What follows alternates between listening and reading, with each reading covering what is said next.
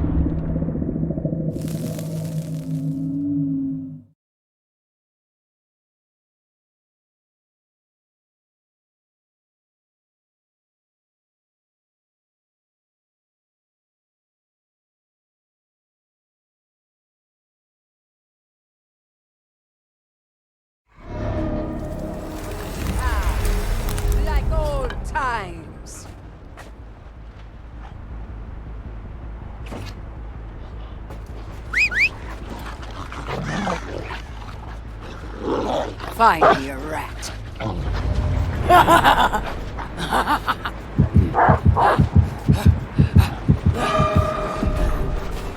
You are a worthy companion, Arcus.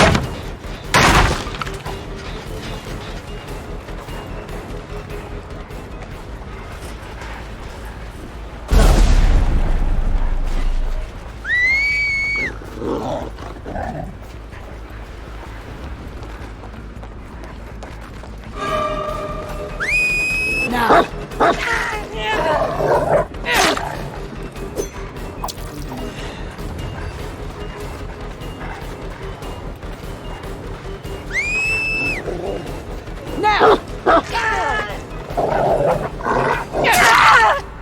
Good work. Extra chum for you after.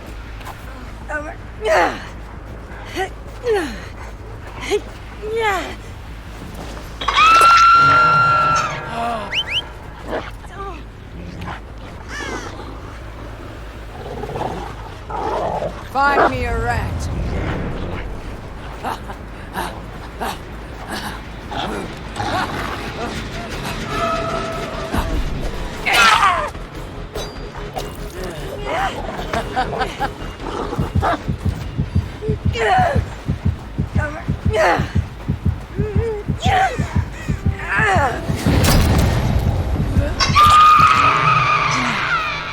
Stop, you whine.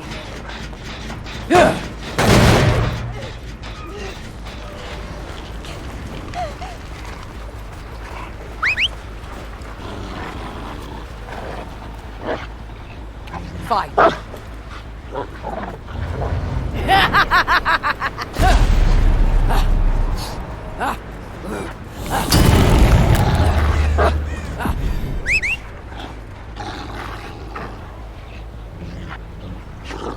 Find me a rat.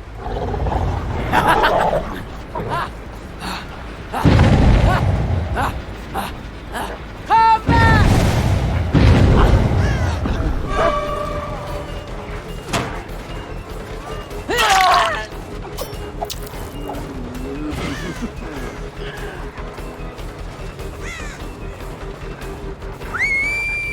Go!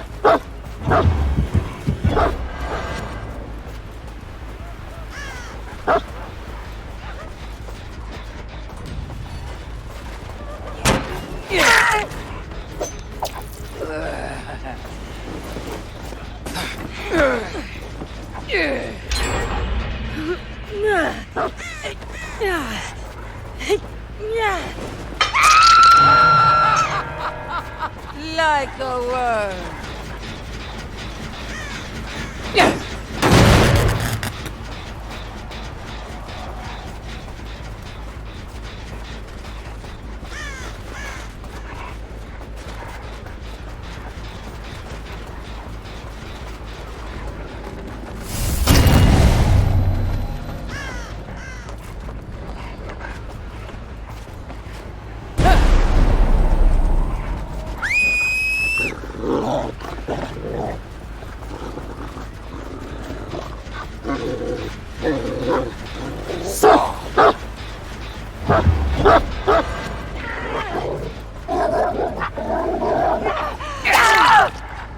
That's it.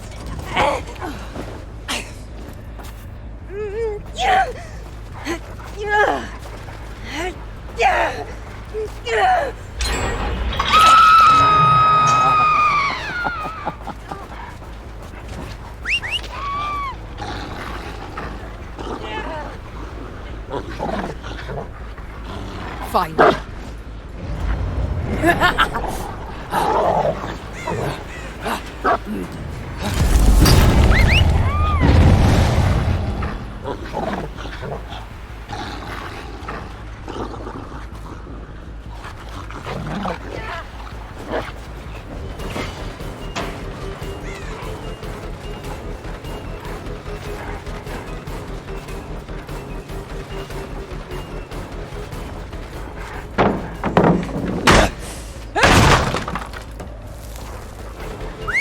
Now!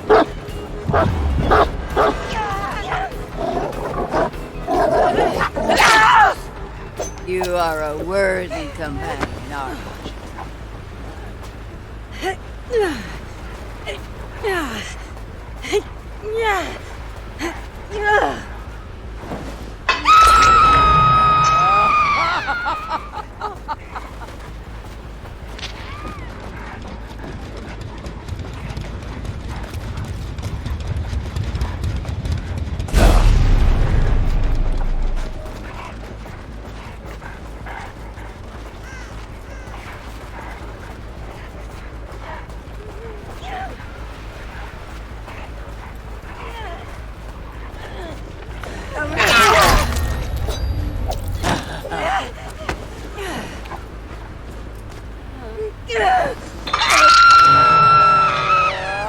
Enough theatrics!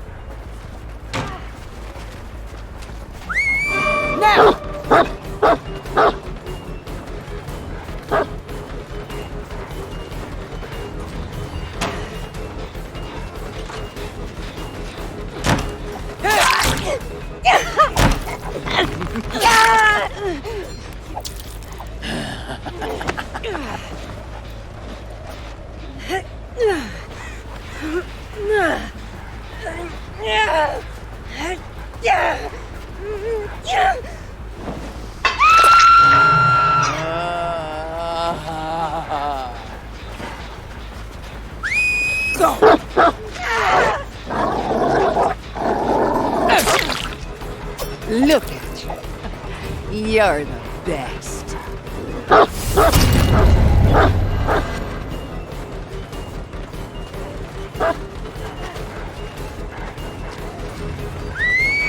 Now!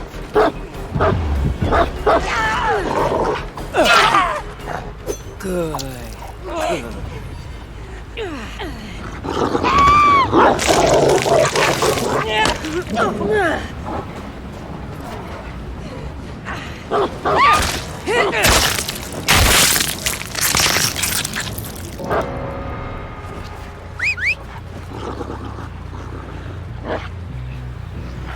Sick.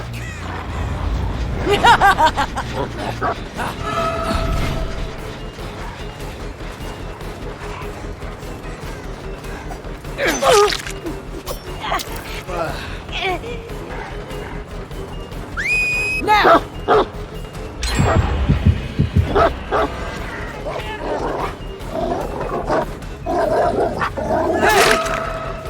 Look at you. Extra bones for you.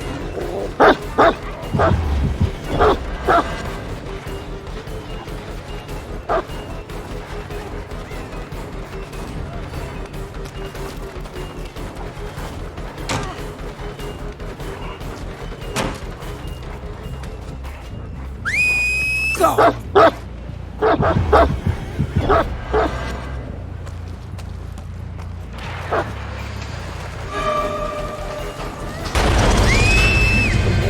Now!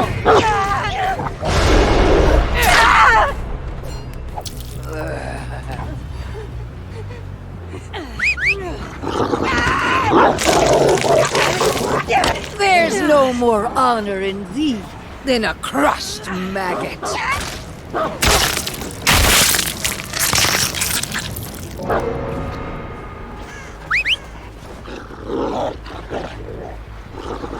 Now!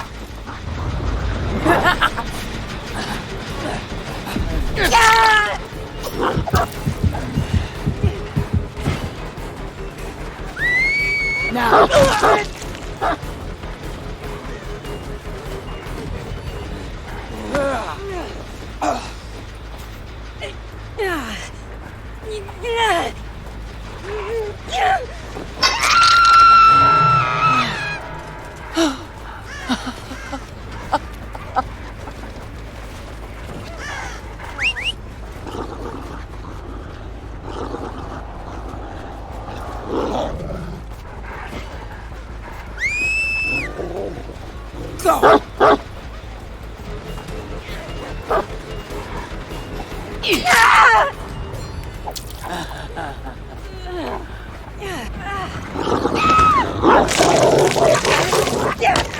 from my sight! Thou dost infect mine eyes!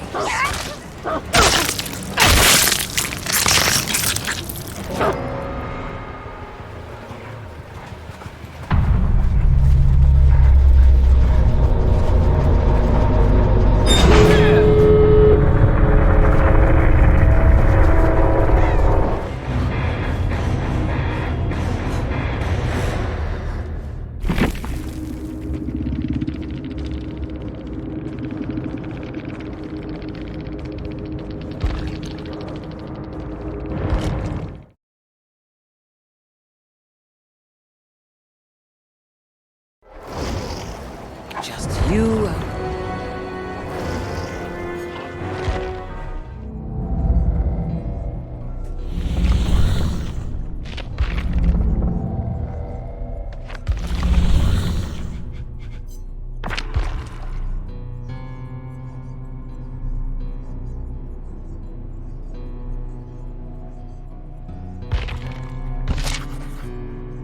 Her father sits across from her, eating his dinner in silence. Rin glances up at him occasionally, careful to avoid being accused of staring. Something is different with him. He's never been particularly talkative after work, but something seems to hang over him now. He jabs at his meal aggressively, mutters to himself, as if responding to someone. Her mother acts as if nothing is wrong, asks Rin how her day was. It was good. She moves a piece of meat from one side of her plate to the other. A lie, but the last thing her mother needs is another thing to worry about. She hasn't been herself lately either.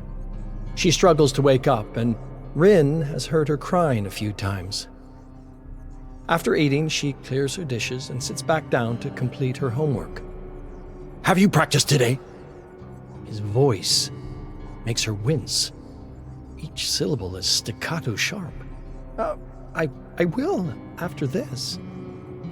For a moment, his face contorts into one of rage, but he represses it almost immediately. "But see to it that you do." Rin sits on the wooden floor. The walls around her shift and warp.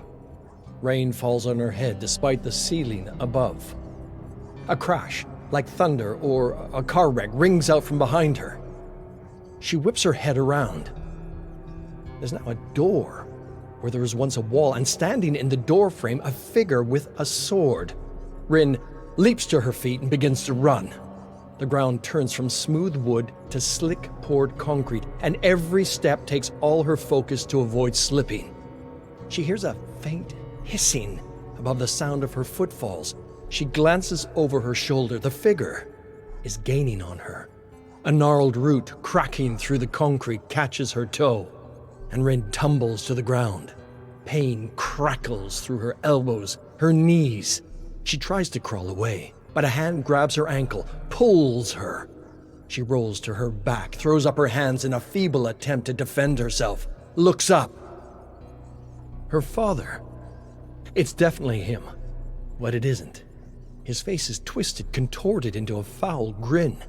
He takes the sword and holds it up, just as she learned in her classes, preparing to deliver a killing blow.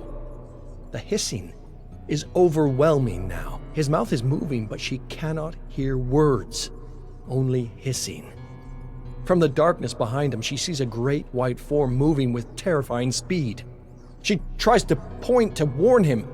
He just grins, sword over his head. It comes into view, and her arms fall. A snake.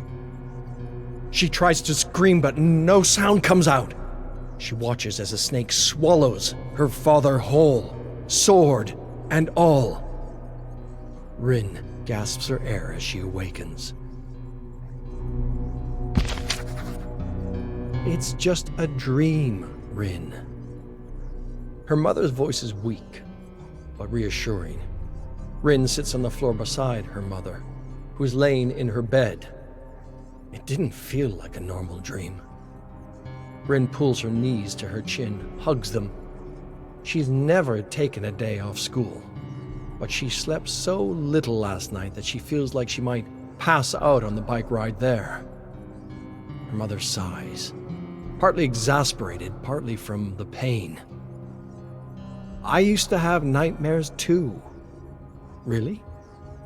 What were they about?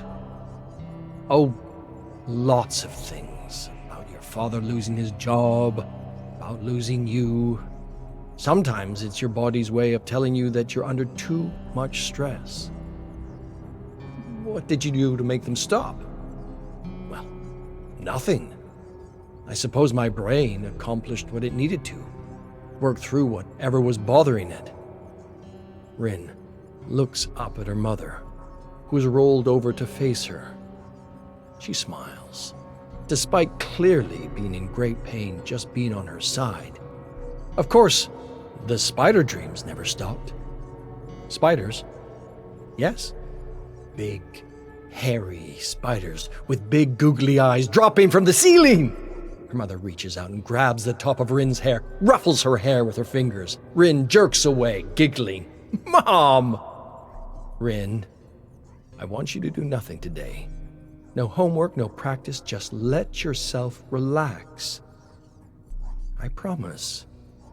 This will pass. It says that rain can be a positive thing. Rin looks up from her lunch at Nanami. She has a book of dream interpretation propped up on her knee as she balances a bento box on the other leg. Like how spring rain means new beginnings. Chucky laughs. I don't think getting chased with a sword means rebirth. What does your book say about swords? Nanami awkwardly flips through the book, nearly spilling her lunch on the floor. It doesn't really seem like it applies. Rin mutters at her friend quietly but forcefully. Go on. Read it.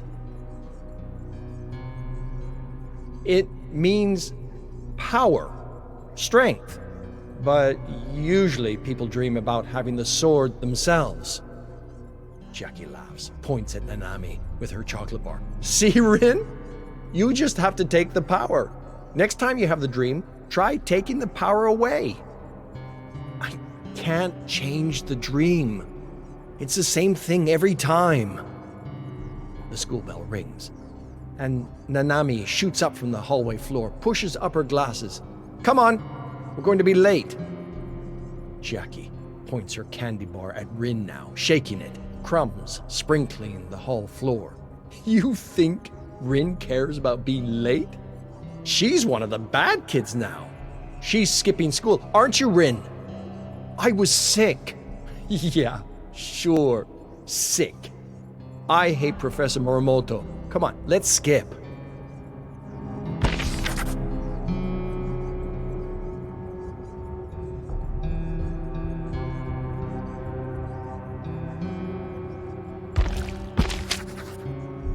Here she is again. The wooden floor, the rain falling from the ceiling, the crash behind her. She doesn't even turn around this time. She knows it's him. She rises to her feet and begins to run. It feels as though her entire body is made of jelly, like she's running underwater. She scans the ground intently for the root, sees it, attempts to leap over it. She can never dodge the root. It bends and whips into the air, grappling her, pulling her to the ground. That familiar pain radiates through her joints. She rolls to her back again, looks up at him, that grin again. She tries to shout at him over the crescendo of the snake's hiss. Why? As if to respond, his voice mouths words, but no sounds come out. And just as he attempts to strike a blow, the snake devours him whole again, and Rin wakes up. She checks the watch beside her bed. 3 a.m. She knows she isn't going to sleep anymore tonight. So she sits up, stares at the wall, and waits for the sun to rise. At her mother's insistence, she stayed home again today. But her mother is in no condition to keep her company. She needs her sleep. Rin instead pads around the house, looping between the kitchen, her bedroom, the living room. can't decide what to do with her day. After the 5th or 6th time she looks in the fridge, she thinks of her father's office. Something overtakes her and she finds herself at his desk, looking over his papers. She checks her watch. Plenty of time before he gets home. She picks up a folder, flips through it. Nothing interesting. She carefully places it back where she found it. She rifles around in the desk, stops when she sees something hidden at the bottom. An old, leather-bound book. She picks it up, flips it open. The Yamaoka family. And the Yamaoka curse. She snaps the book closed and feels an unfamiliar anger bubble up within her. Why does he have this? And why is he hiding it? She closes the desk, makes sure nothing is out of place, walks towards the door, and freezes. Her eyes rise up above the door. She'd never noticed it before, or perhaps it hadn't been there before. The sword from her dream. As the first patters of rain cool the top of her scalp, she realizes she's in the dream again. She pulls herself up and starts running again. The same dance, she runs and keeps running. The route should have tripped me by now. A different kind of fear creeps up on her. This is new territory. Despite the fear, there was at least something comforting about the predictability of it. As she runs, she sees a different figure in the distance. She slows her run as she gets closer. The figure is massive, hulking over her. She's never seen him before, but she recognizes him immediately. Kazan Yamaoka. She gazes up at him, and hate washes over her. If he had just died, she wouldn't be here, stuck in this house, with these responsibilities, with this father. But she knows there's nothing she can do about it. Soon her father will come and try and kill her, and the snake will stop him. As she thinks this, Kazan draws his sword, holds it out to her, gestures for her to take it, to use it to kill her own father. She hears her father's footsteps getting closer behind her. In a panic, she grabs for the blade, readies herself for his attack, turns around. Her father is not alone. Behind her father stands another man, an older man, his eyes pleading for her to stop. She feels the hatred of Kazan emanate from behind her, almost like a heat. So, this is Kazan's father. The hissing comes back, and behind him, the snake again. She lowers her guard, waiting for it to strike, to swallow her father, to wake her up, to stare at the wall until sunrise, to drag herself through the motions, to watch her mother continue to decay in front of her eyes, to watch her father fall deeper into whatever it is wrong with him. The snake pauses, surveys the scene. This time, her father looks up at the snake too. All of them do. Something inside her tells her this is her moment. She raises her guard again and dashes forward, prepares to strike her father to end this cycle, and stops. And drops the blade. And everything goes dark as she is swallowed whole.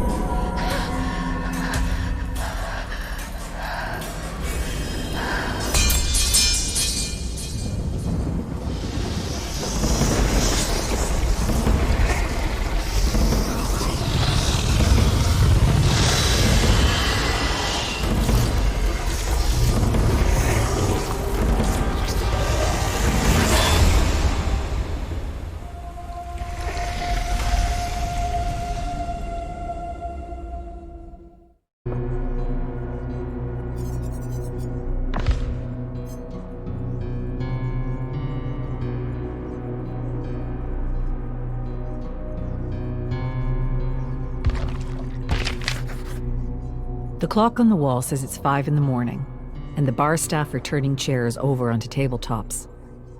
Yui watches from the corner booth, a bottle of sake to her left, and her latest trophy to her right.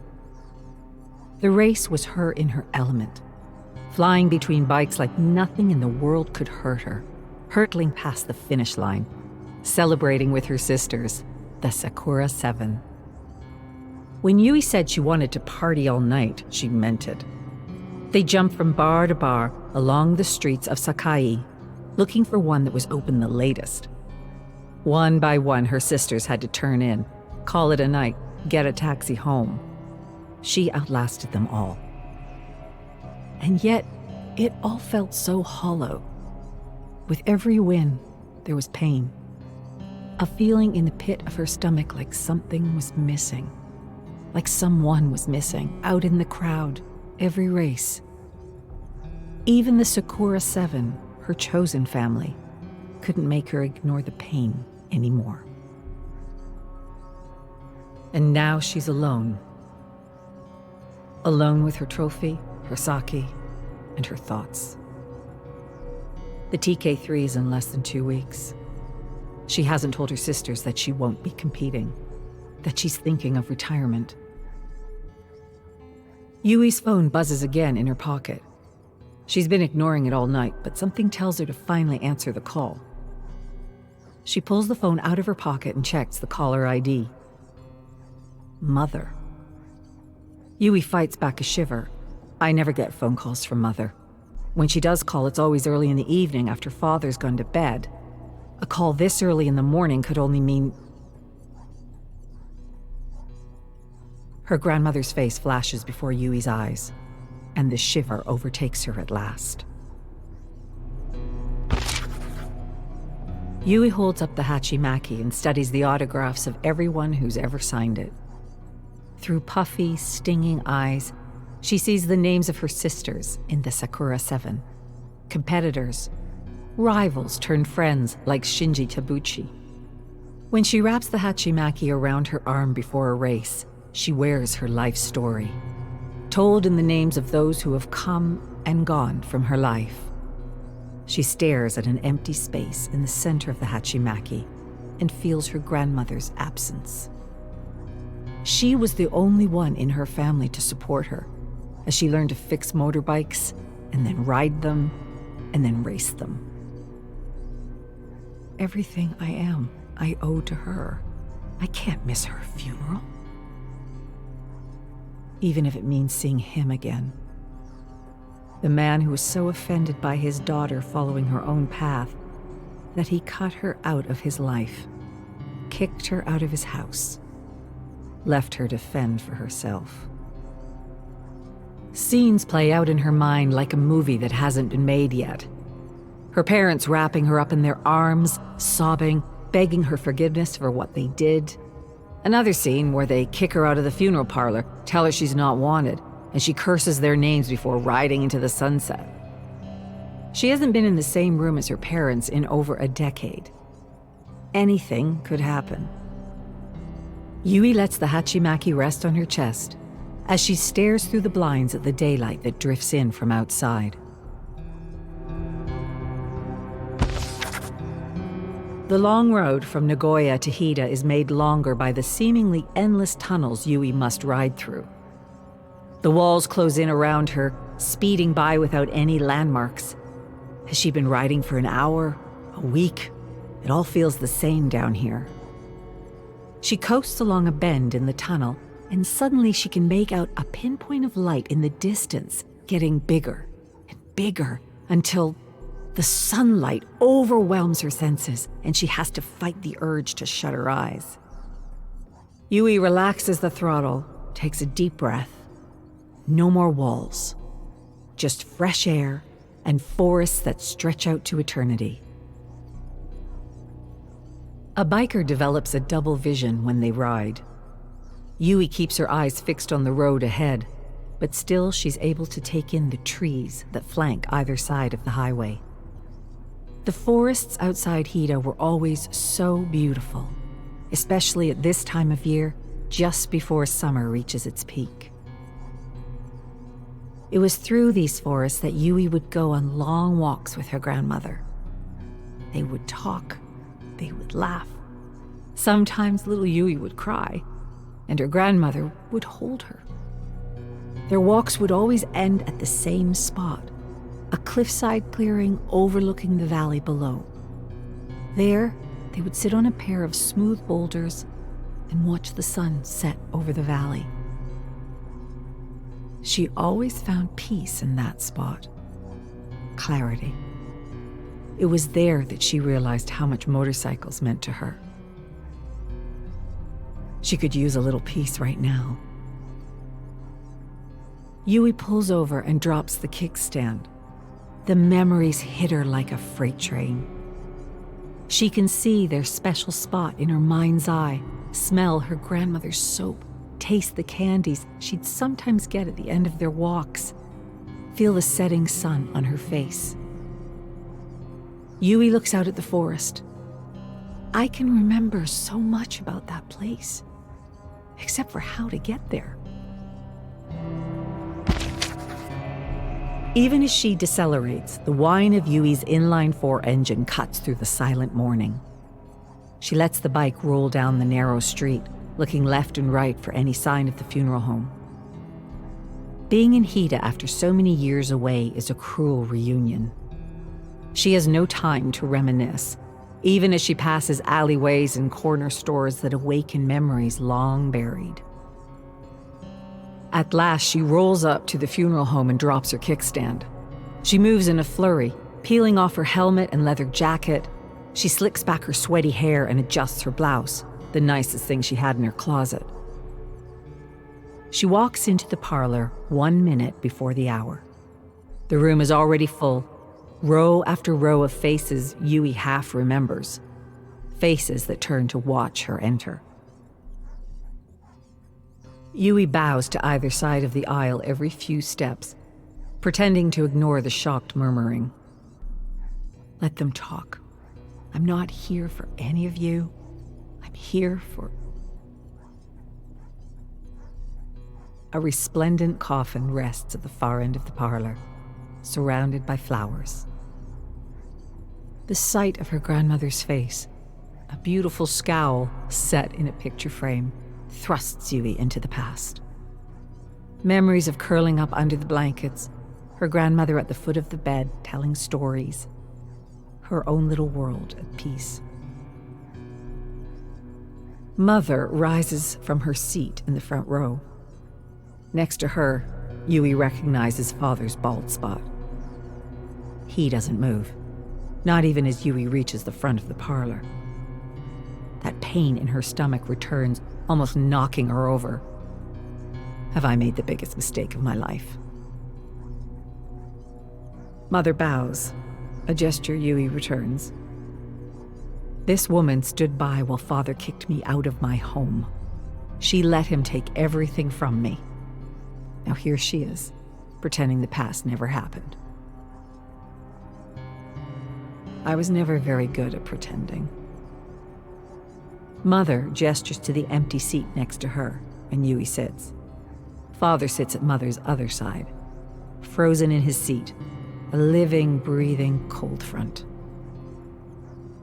He was never good at pretending either.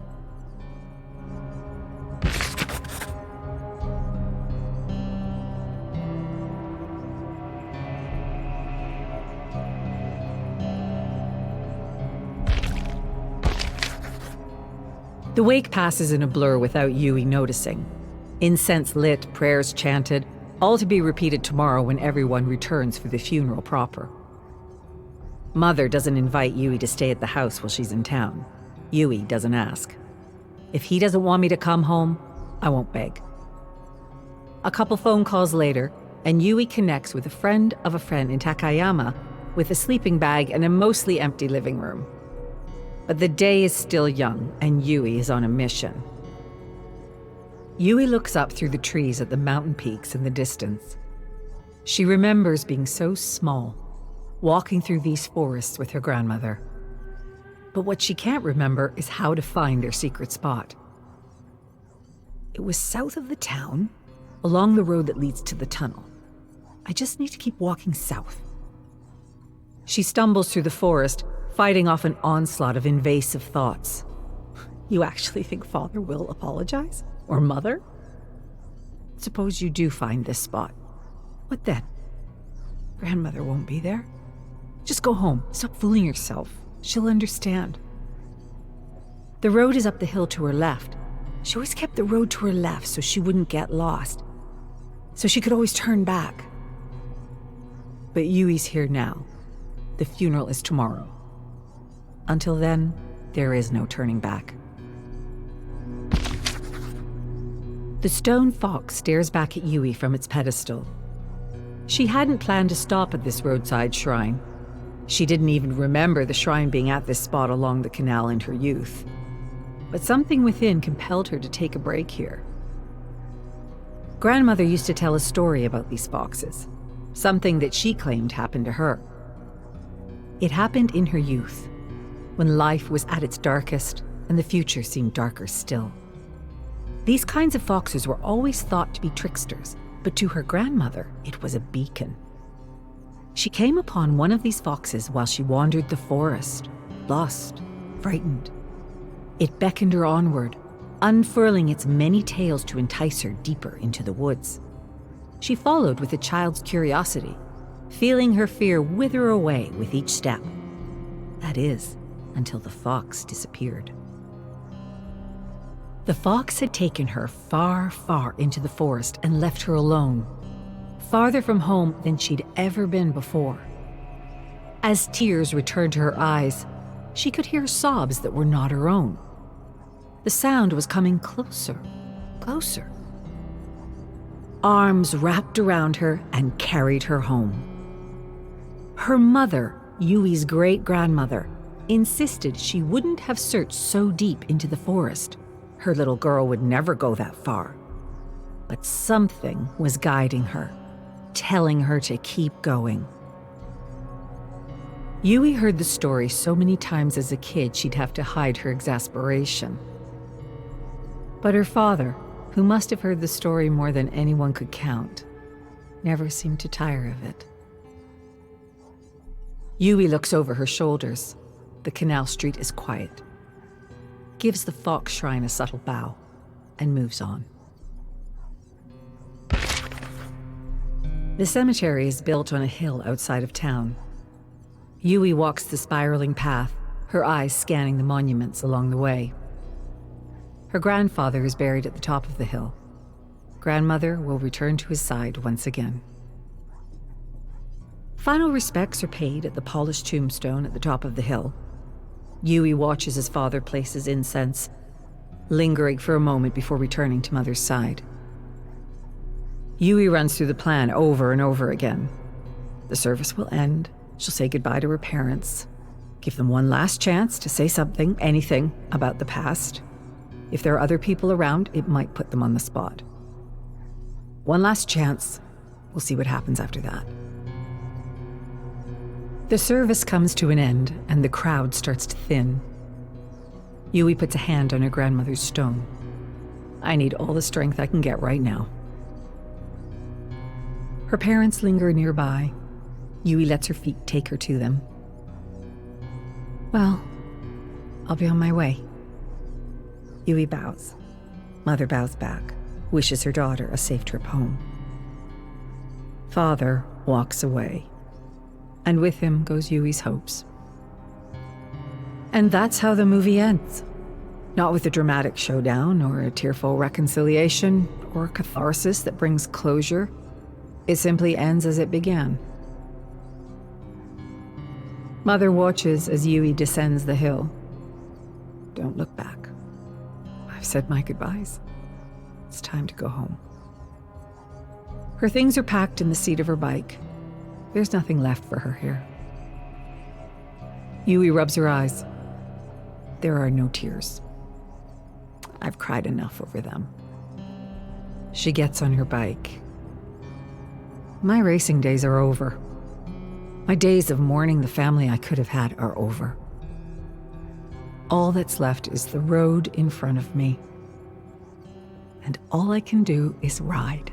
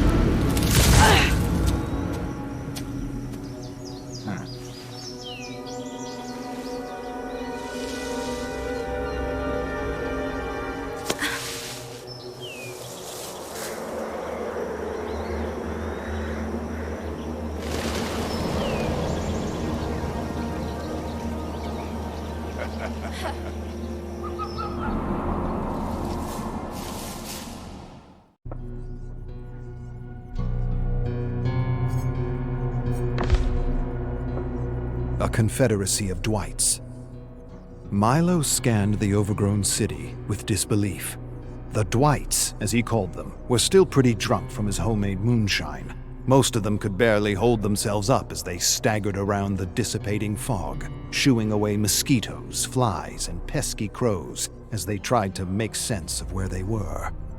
Milo had arranged a mandatory team-building excursion to teach the geeks of his company a lesson in humility for having reported him to the HR department for inappropriate behavior. Now he was stuck with them in some sort of post-apocalyptic hell. His plan had clearly backfired. His moonshine had poisoned them all, and he was being punished. This was his own personal hell, to be stuck with the Dwyghts throughout eternity. Things he was sure couldn't get any worse. He cursed under his breath and kicked a stone violently. Then, as he watched the Dwyghts stumbling about the ruins, he suddenly realized their leader was missing. Meanwhile, in another world, Dwight held his pounding head in his hands as he pushed through the bramble, calling out for Milo and his co-workers. He stopped suddenly when he came across a thick wall of fog that seemed strangely alive. He wasn't sure if he should continue forward or turn around and hightail it out of there. Arcus, 10,306. Hunters of the Void. These survivors originated from an unexplored, lost realm. They weren't expelled to the Void, but somehow escaped their realm through a ruptured barrier. I have read how these survivors hunt the endless creatures of the Void, and it has been suggested by several works of fiction that they have found a way to not only survive, but thrive in a town they built out of the waste salvaged from the discarded realms. The Lost Battalion. War was nothing like Evan had read back home at the Macmillan estate. It certainly wasn't honorable with its prolonged misery, apprehension, hunger, and incompetent officers ordering soldiers like sheep to the slaughter. And yet killing came easy to Evan, easier than the other soldiers from his town. Evan seemed to enjoy hunting the enemy more than deer or any other game without understanding why. It seemed to satisfy a need he never knew he had until he defied his uncle and joined the war effort overseas.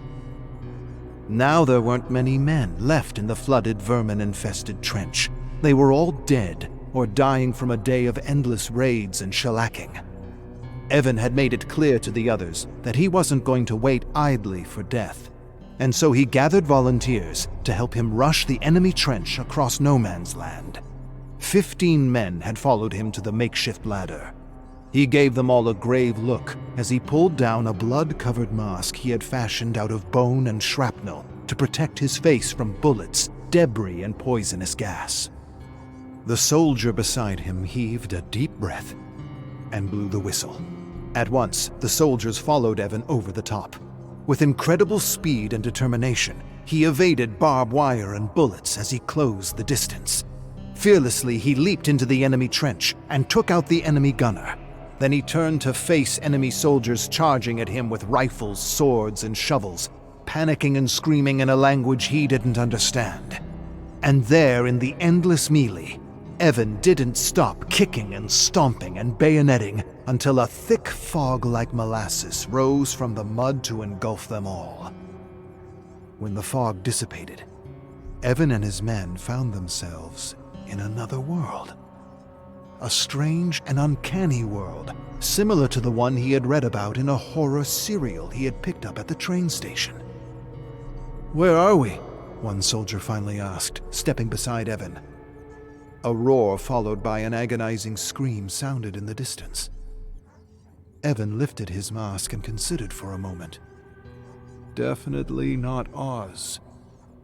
His voice died as he saw a giant creature with massive tentacles heading their way. Someone panicked and yelled something in German, but Evan couldn't take his eyes off the impossible creature advancing towards them.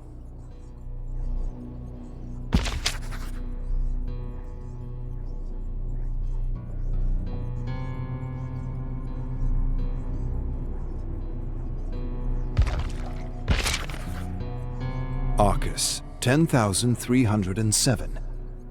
Ha ha ha, not funny. A realm designed and manifested by a troublemaking imp prompted by her endless search for entertainment. The realm juxtaposes survivors and killers from manifold worlds and timelines, making a parody of the trials. It is said the only way to stop her is to write her name backwards 3 times. But like the fabled Rumpelstiltskin, no one actually knows her real name. The Magnificent Maurice, 4. Of course, it was only a short time before I had names for the other pups. I named one 7 on account he always barks 7 times every time he's startled. Another I named Bugsy, because she spends all her time chasing beetles and crickets and hoppers all over the forest. And still we called another Chief, or sometimes Chief Roo, because he likes to tell everyone what to do and makes a rhubarb out of everything not done his way. The last pup asked me if she could have her mother's name, if that is, I didn't mind so much. I didn't mind at all. Told her so. "Thanks, boss," she said. She didn't have to thank me, because she was right. Willow was the most perfect name for her. Everything about her reminded me of her mother.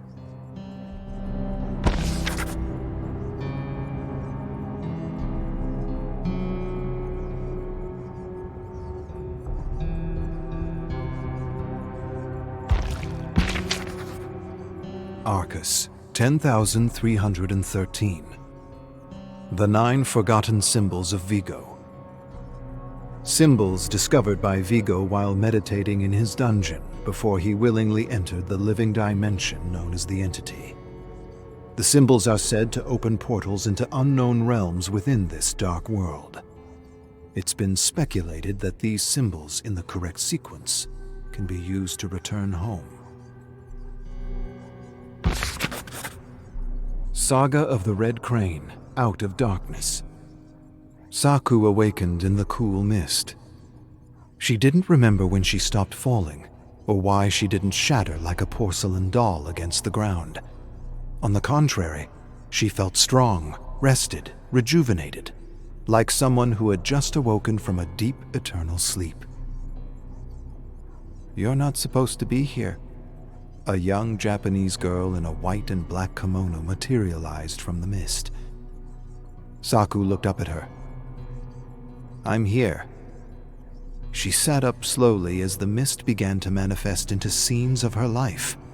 She could hear a cacophony of laughter, singing, arguing, and crying. She looked into the young eyes and recognized the little girl from a half-forgotten memory. "You are here because you want to return home, to your family." "You're not real." "I'm as real as anything here." The girl stared at Saku, silent, patient, still. Then she continued. "You have many questions, but the one that you want answered most has no answer. You want to know where you are. Yet I can no more explain where you are than I can explain the Great Serpent. You're one of the Guardians. Who I am, or what this is, or how it all works doesn't matter. Saku rose slowly. Then what does matter? That it works. Saku scanned the scenes of her life in the mist and sighed deeply. The girl continued. The same darkness that brought you here can be used to return you. You'll wake up in your mother's arms, and this will all be a bad dream you'll very quickly forget. Or, the girl's voice trailed away. Saku narrowed her gaze. Or, you could travel between worlds to finish what you started. Suddenly, screams of terror split the air as the mist began to reveal scenes of Black Serpent disciples destroying lives as they had once destroyed hers. Saku closed her eyes, taking in a deep, shuddering breath. A cacophony of laughter and screams swelled in her mind. Then the sounds ceased all at once. Her eyes snapped open, and she knew exactly what she wanted to do.